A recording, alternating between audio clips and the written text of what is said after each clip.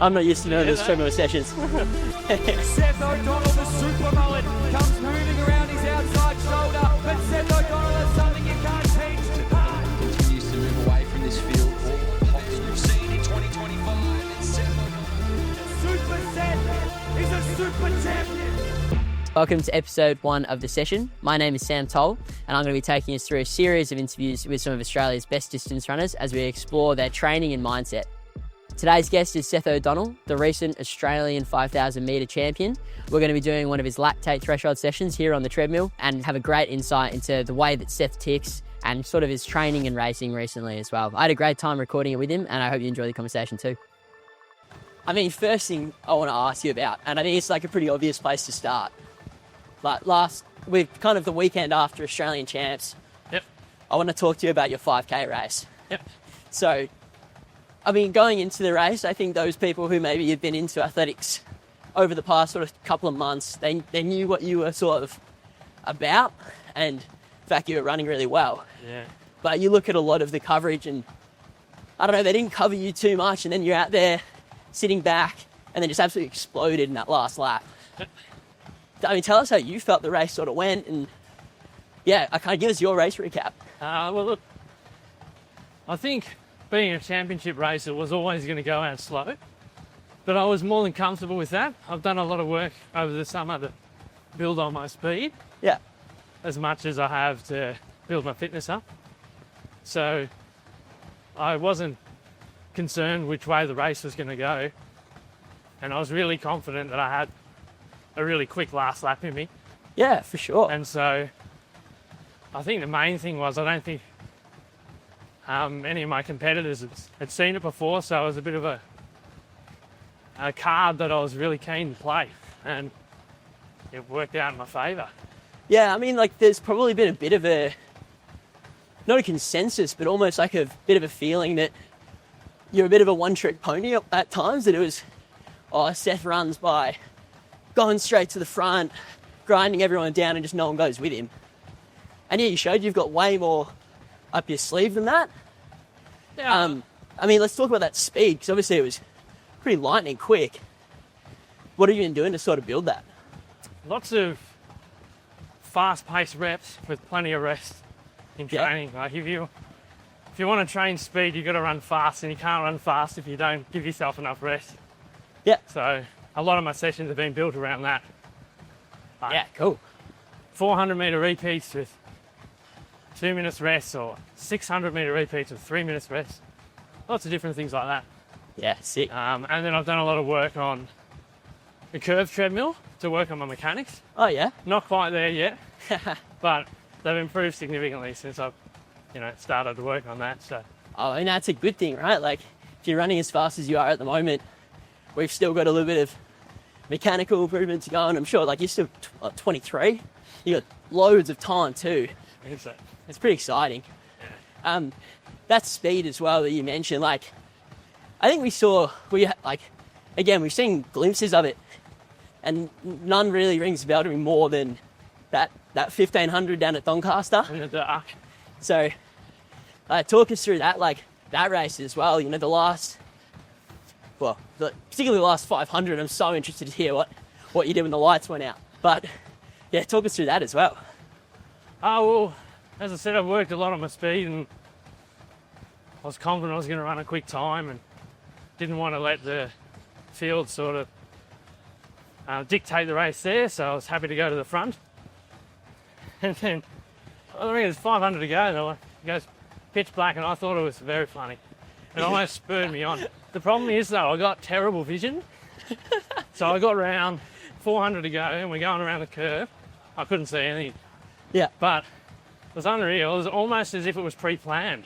Because within the space of 200 metres, we had everyone lining up on the track with their phones out, and with their torches on. And by that stage, it was fine. It was quite easy to see. So it's a great sort of community.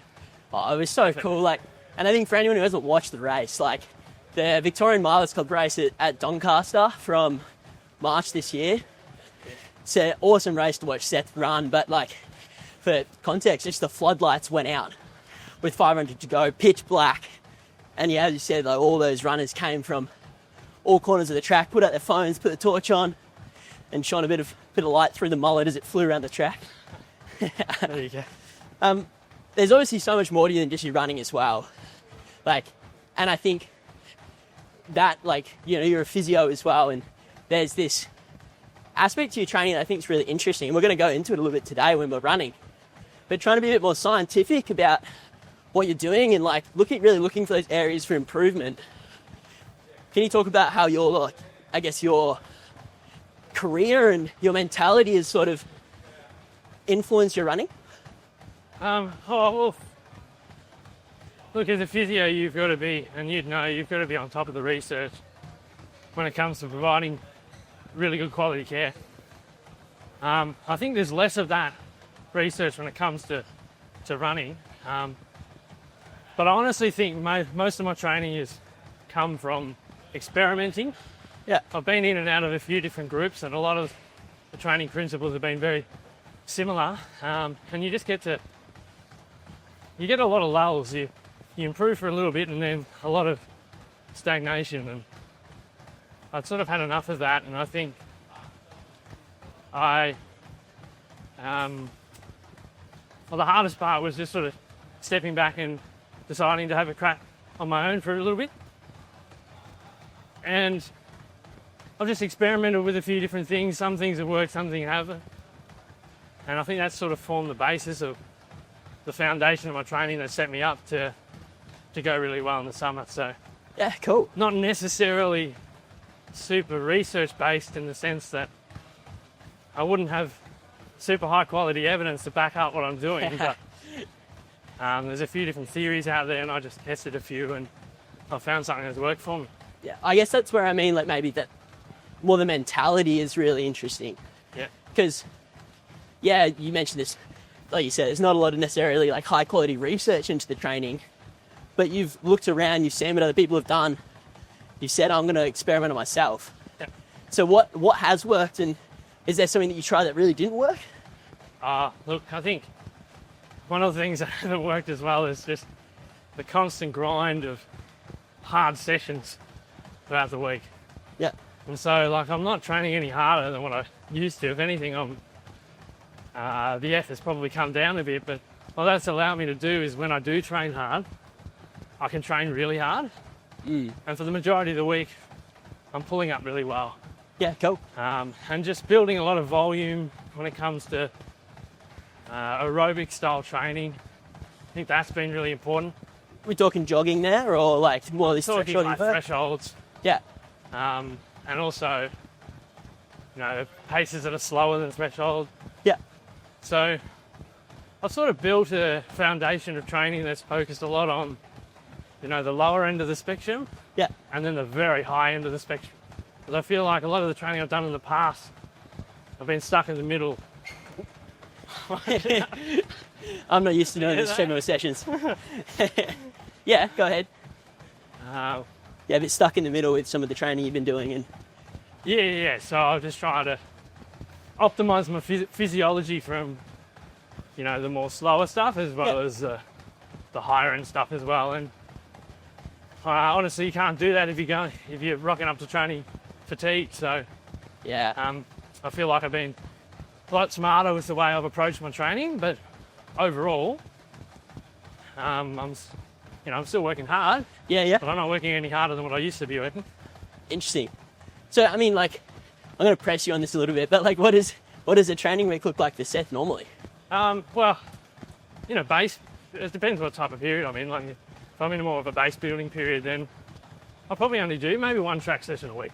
Yeah. Or one harder session a week, and then the rest of the week's just easy miles, plus, you know, a bit of threshold. Yeah. So 2 days of threshold instead of doing the usual Tuesday, Thursday, Saturday. And then as I get closer to races, that's probably when I'll pick up the track work. I might do 2 track sessions a week and drop the volume a bit. Yeah, cool. But overall, my volume isn't any higher than what it is for most athletes. Yeah, like, we're obviously talking 100, 150K, what sort of thing? Yeah, well, I never give out exact numbers. Yeah, I thought you might not. 'Cause I don't think it helps people. Well, because if you hear someone say, oh, this person does this person does this amount of Ks, I just like, it works for me, but for the majority of people, it probably won't work. Yeah. So I don't I like think that's specifics, but it's a good lesson for people, that really, isn't it? Like, yeah. you know, you're doing what we're going to do today might not be what works for everyone else. Yeah. But I still think that the principle behind what I'm doing is relevant for a lot of people. So Yeah, cool. I think that's the main point.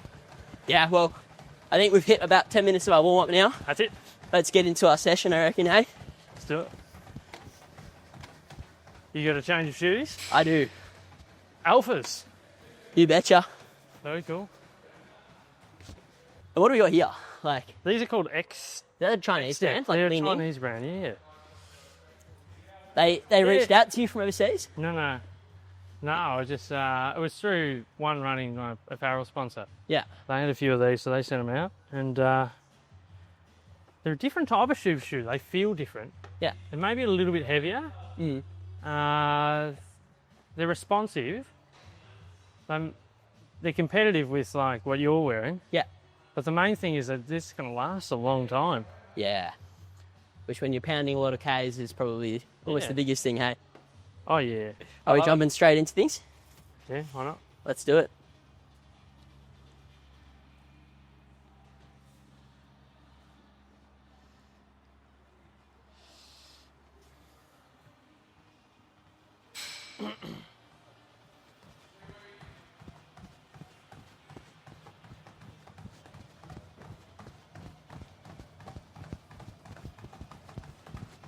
Yeah, I don't do much of a warm-up into these sessions. Yeah.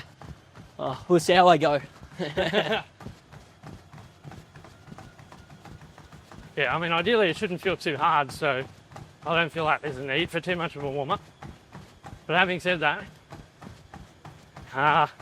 the second rep always feels fantastic. First reps are usually average. Jump into the second rep and feel like you're flying. I feel like this is going to be one of those sessions where everyone's going to think I'm running. Well, I feel like I'm already working harder than you.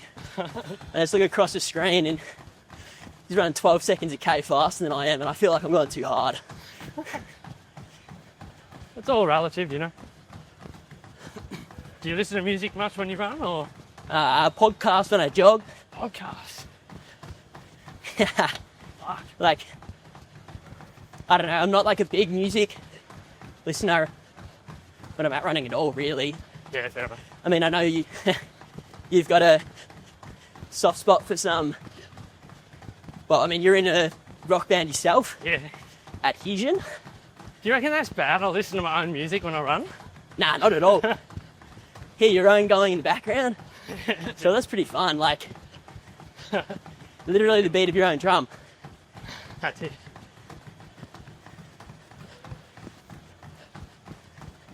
You still find you've got time? Always got time. Always got time. Yeah. Mate, you got probably one of the busiest guys in the world who still says that. You got running at a That's not bad. Australian championship level. We've got, you know, working as a physiotherapist, and I feel like those two kind of go hand in hand a little bit. Like, Yeah, they do. I feel like those two you definitely see the relevance. Yeah. But then, like, just throw into the mix, oh yeah, I play drums in a heavy metal rock band. Like, like, where does that come from? And like, how do you balance that? Oh, I'm not one to like sit down and plan out a whole week or anything like that. I'm very disorganised, really. But I think you got your main priorities and everything sort of fits around that. So family, running, physio are all up there. And then you got to keep yourself sane. Well, I enjoy doing what I'm doing, so that helps a lot. But still, you got to have an outlet, and for me, that's the drums. How'd you get into the drums? Never intended to, like most things in my life.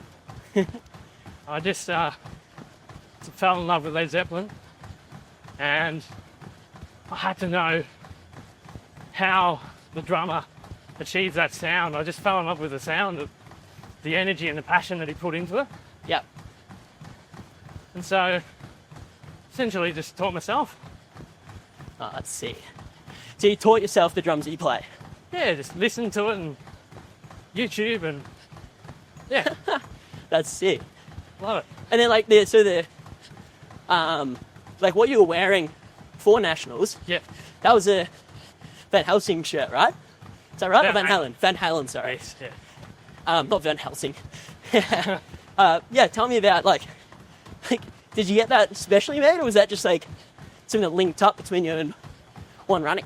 No, well, I absolutely love Van Halen, and one of the things I love most about them is their guitarist, Yeah. Eddie Van Halen. I think he's the best guitarist of all time, and I just love his attitude, Yeah. the way he went about things. He sort of reinvented the way the guitar was played. He made the sound that was so unique to him. You listen to his guitar sound, you know immediately there's him. And I just love how he sort of didn't follow the old playbook and rewrote the rules and just stayed true to what he loved and what he believed in. And I see a lot of that in the way I approach running Yeah. and a lot of other things in my life. Rewriting the rule book. And so One Running were excellent in helping me create that into a singlet that I could run really fast in. Oh, that's cool. Very cool.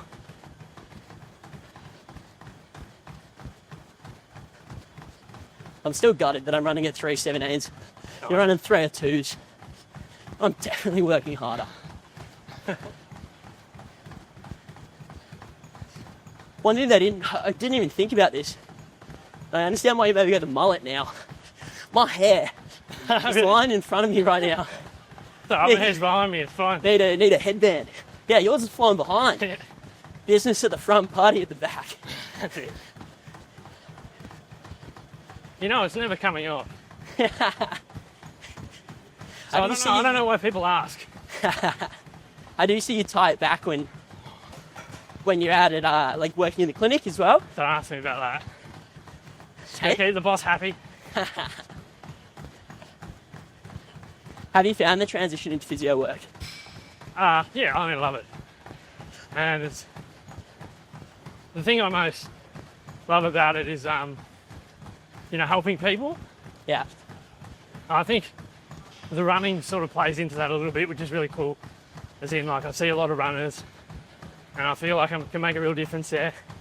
I think most people get into physio for that, or the health industry, Yeah. the main part, is they've just got a real passion for working with people and making a difference in their lives. What would you say about that? Oh, I mean, I agree.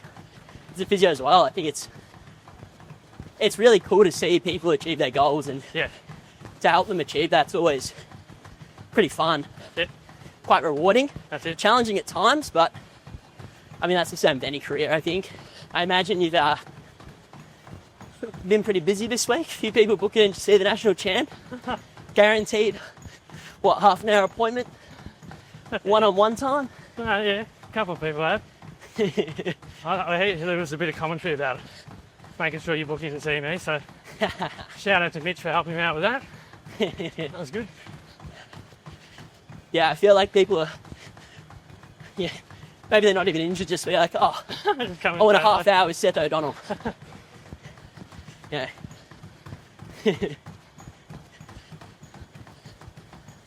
Phew. How you feeling? I'm okay. Good, that's right. This first rep was big for him. It always, look, just trust me, second rep, we'll see where we're at. I'm feeling better. Yeah.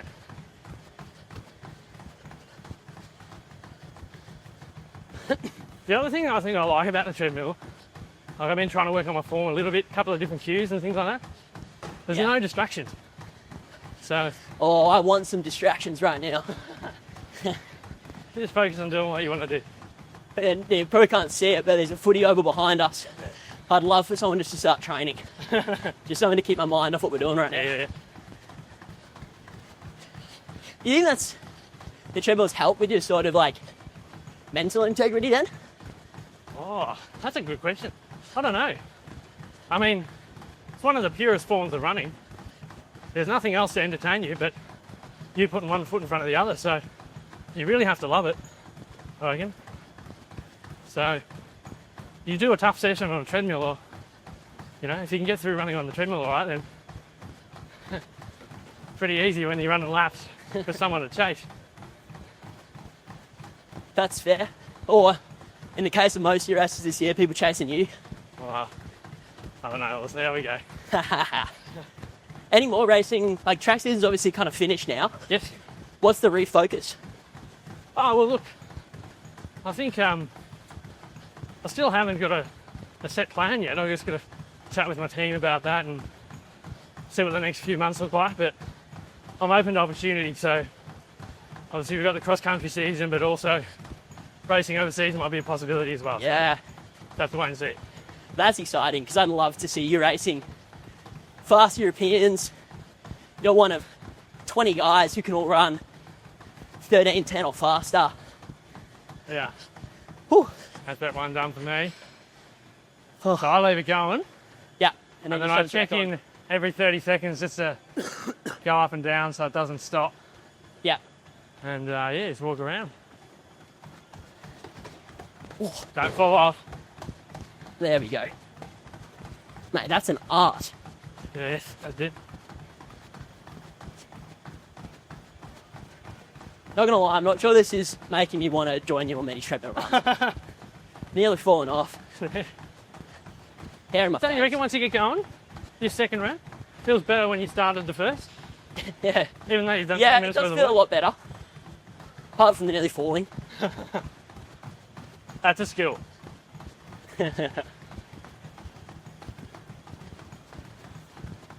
Yeah, so Europe. What is that? Like, I imagine surely you're looking at what you can do over there. Oh, I'll be silly not to, really. But it's only early days. Anything you'd like to be a part of? Like any races you've watched or... I think it's every distance runner's dream to run in the Diamond League. That would be cool. But the main part, I'm just keep my head level, head down more than anything, Head down. and putting Oh, it's a good one foot attitude. in front of the other.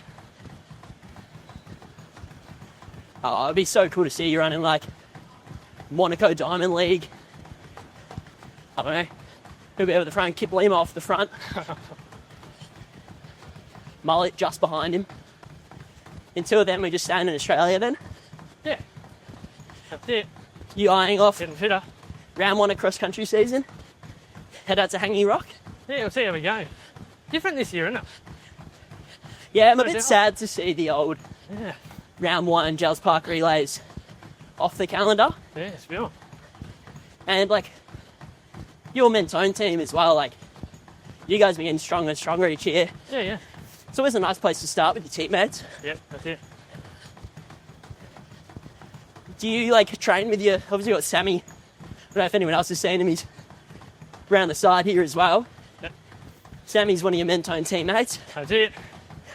Do you train with anyone else regularly? No, not really. Always you and sort of Sammy? done things by myself Yeah, since maybe September last year. yeah. So Is what does the team look like that you got behind you? Well, primarily I got the Physi Pro athletic team who own this gym. Where we Got got some now? World-class coaches that have been excellent in helping with my development in all aspects of high performance when it comes to not only the running, but the strength and conditioning, nutrition, recovery. So I've got an excellent team here. Now correct me if I'm wrong, Well, but that's right. correct me if I'm wrong, Mhm. but it's also not like running specific as much as perhaps some other teams have. Like Right. you're getting influence from other sports and other practitioners as part of your development. Yeah, I mean, I'll use Aaron Callett as an example. He's worked in the AFL. He's worked in Tennis Australia, Cricket Australia. Just a breadth of experience working with a variety of different athletes. And I actually think that's really helped me because I've got my own ideas when it comes to training and so does he.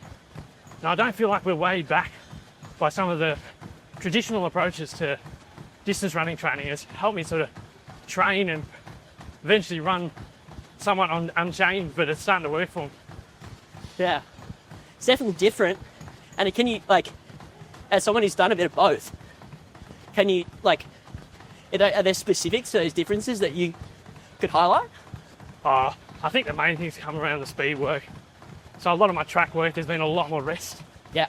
in between my reps, which just allowed me to run so much faster.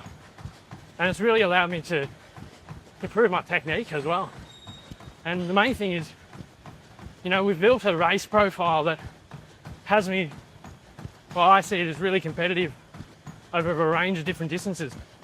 And we feel like they all play in with each other. So it's made a big impact when it comes to being competitive at different events, but also being competitive in different styles of races as in the same event. What do you reckon you could run for an all-out 800 these days? Oh, no idea. I don't want to put a number on it.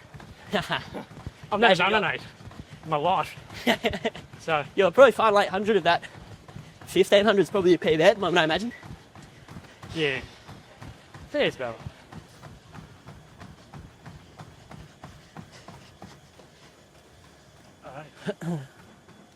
Whew. We see you on the roads this year, do you reckon? Or just track? I don't know. I honestly don't know. Just give it some time. It'll figure itself out, I think. Most chilled out 5k champion ever. Oh, I might race cross country, I might race Europe, I might do some road racing. See what the mullet says. Well, I'd like to think that not much phases me. Apart from maybe 13 minutes and 49 seconds. The entire weekend was a disaster. I couldn't check into my hotel. Had to wear the singlet inside out. The Uber driver dropped me off to the wrong side of the airport, so I nearly missed the plane. I mean, you just said nothing really phases you anyway. So I can't imagine, like, race stress was a real big thing for you anyway. But, like, did that, like, you know, do we get the heart rate above threshold a little bit when that happens? When you're nearly missing your flight, you got the wrong singlet, hotel's a nightmare. I don't know. That's annoying, but I like to think once I get to the start line that, you know, my mindset and the training that's come before it Yeah. is just on point. But I mean, it's so easy for people to talk themselves into performing poorly. Yeah. Like, oh, I got 7 hours of sleep instead of 8 last night, or, Yeah. you know, oh, I felt a bit flat in my final workout. Yep. Like, what's the worst experience you've had prior to a race? Oh. And then just turned up and absolutely killed it? I don't know, but like what I'd say is they're all snapshots in time. They're not a reflection of what's actually going on. So you look at the bulk of the work that you do and the bulk of the mindset you have, it's all pointing in the right direction. I can't see why you can't perform well. So I'll try and focus on that. Try and keep perspective. You're a man of majorities, not minorities. That's it. Well, for anyone racing Ballarat in a couple of weeks, it's probably a good lesson. Don't stress about the minorities. Because, yeah, you can guarantee probably 90% of the people of the day won't have got as much sleep as they want. Yeah, something will go wrong. Be sleeping in a bed that's not theirs. Got to be able to still turn up and perform. Yep. Do you do anything in training to put yourself through sort of that discomfort, apart from this hell? No, it's a variety of different things. You apply yourself to so many different stimuluses that you're ready for anything. That's the goal of training for me. And how do you balance that without getting injured? Oh, it's tough. You're always going to get niggles. The main thing is managing your overall load, I think. Really looking at not just like one individual session and how you feel, but over a week, over a few weeks. Yeah. It is tough, but I focus on the main things when it comes to recovery. My nutrition and sleep. There you go. Stop me early anyway. Actually, no, I think I got the times wrong. Yeah, I think you may run an extra 30 seconds just then. 30 seconds. That's all right. Ah. Wait, Sammy? Well done. Well done. Worked well. Party time. That's it. Go horse. Mate, I thought I was sweating bad. Look at your treadmill. So what are we doing between now and the next session? Well, I'll get in the ice. Yeah. I feel like that helps me recover a little bit in between, just feel a little bit fresher, so I'm ready to go, and then get some food in as well. Yeah. I won't have too much time in between session 1 and session 2. Yeah. Just like to feel nice and snappy. I feel like if I got too much rest in between session 1 and 2, that I just, feel a bit flat later on. So Yeah. short rest in between, bit of ice recovery, and the main thing is getting some food and water in. Yeah, okay. So when we start the next one, I'm not joining you, by the way. But Fair enough. when's the next one start? Another 2-3 hours. Yeah. Anyway, that's that. Easy done. Do a cool down now. One thing I love doing in my cool down after threshold Yeah. is I keep the pace exactly the same as what the warm up was, Yeah. and it should feel better than the warm up. If it feels worse, I feel like I've worked too hard.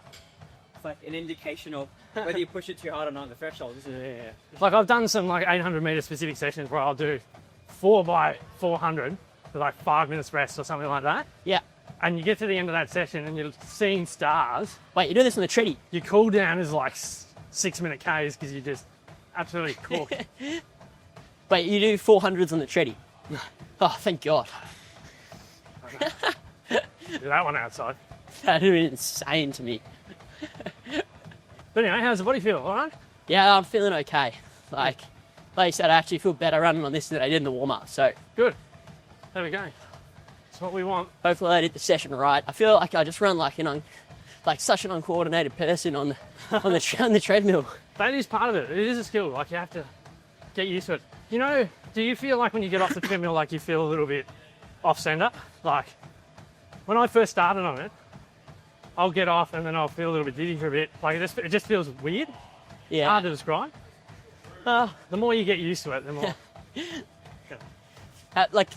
Because last year, so obviously now you've got your work probably catering to your running a little bit better than it would have been last year. Yeah. How did you fit in full-time placement, running, and music last year? I didn't for all of it. I ended up in hospital a few times. Really? Yeah. What happened? Fatigue. Oh, shit. Just had some heart-related issues. Not serious ones, but Yeah. some heart-related issues, some, chronic fatigue stuff going on. Wow. Because I have to get up at 5 and train, then placement, full-time hours, no pay, and then work on top of that. That was good. So it's actually much better this year. Yeah. And I'm I got Maybe that's the difference between Seth running 14 flat and 13 flat. It's just lack of hospital visits. I'll probably do it. Well, when anyone asks me what my New Year's resolution was, it's just not to end up in hospital this year. So far, it's going all right. Nice. Let's keep it that way. If you're sessioning at 5 a.m, were you doing a lot of work on the treadie? Yes, yeah. Well, it'd be How pitch much of black. your running was on the treadmill? Pretty much all of it. Yeah, because it'd be pitch black. You can't train outside, especially if you want to run fast. So, Maybe I was right doing at home. track-related sessions on the treadmill. It's terrible. You'd be right at home with all the Norwegians in their winter.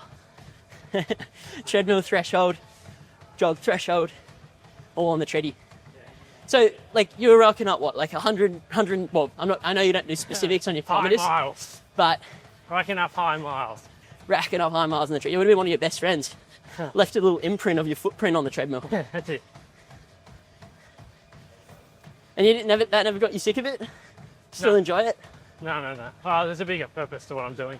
So that fuels The fuels biggest. passion, Yeah. even when it gets shit sometimes. And where do you, if you're getting out for a jog, is there somewhere nice you like to run? We're in Frankston. No, I shouldn't say that.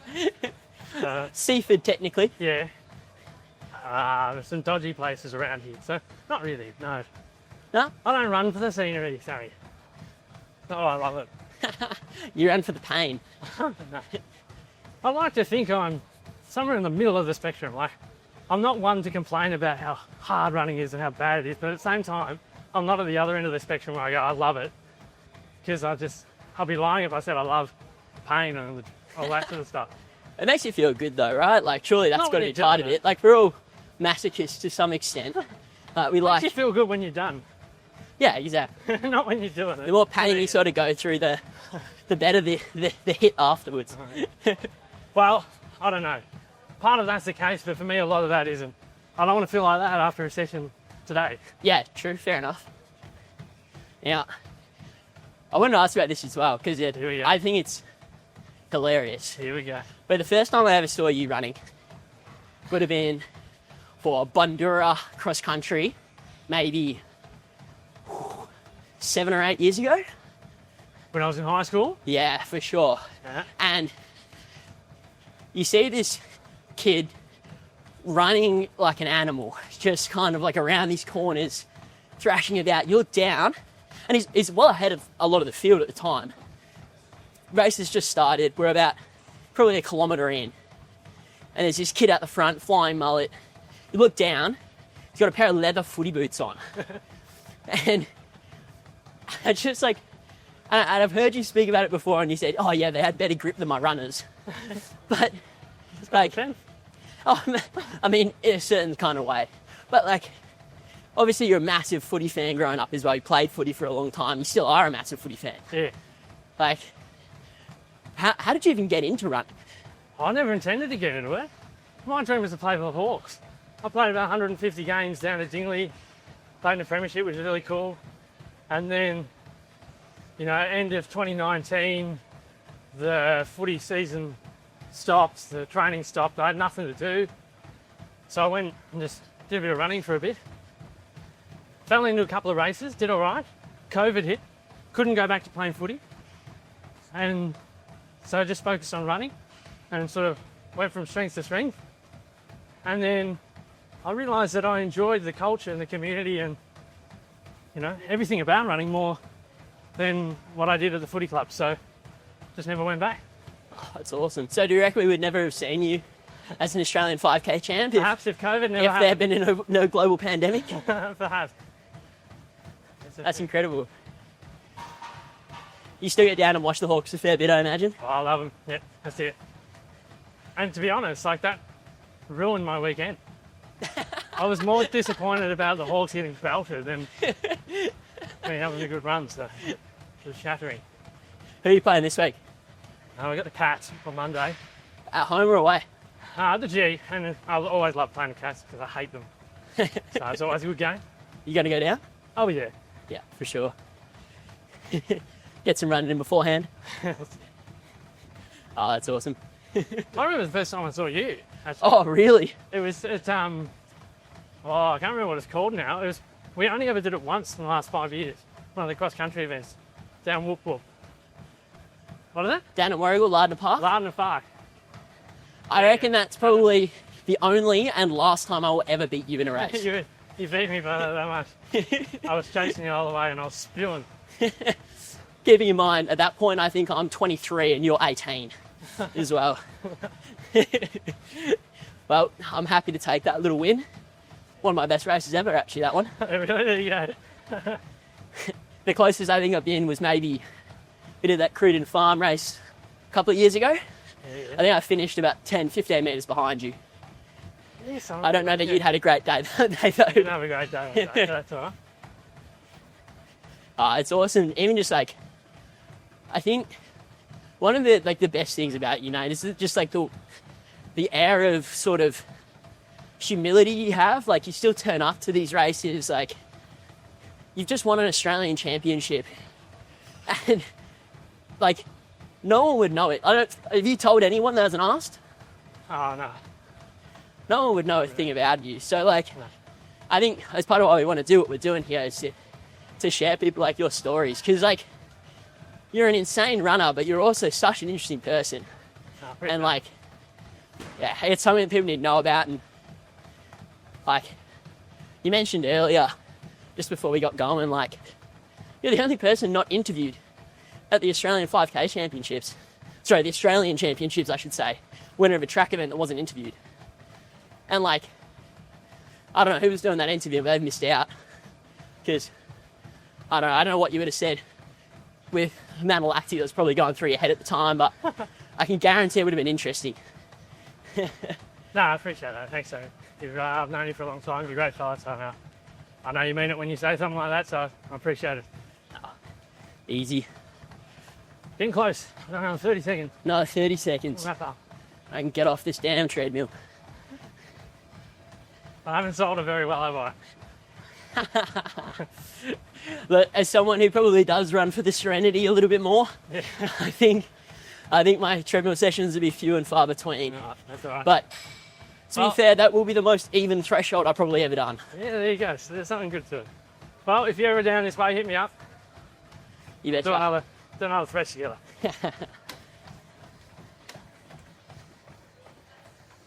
All right, now we're gonna clean up this mess. That was filthy.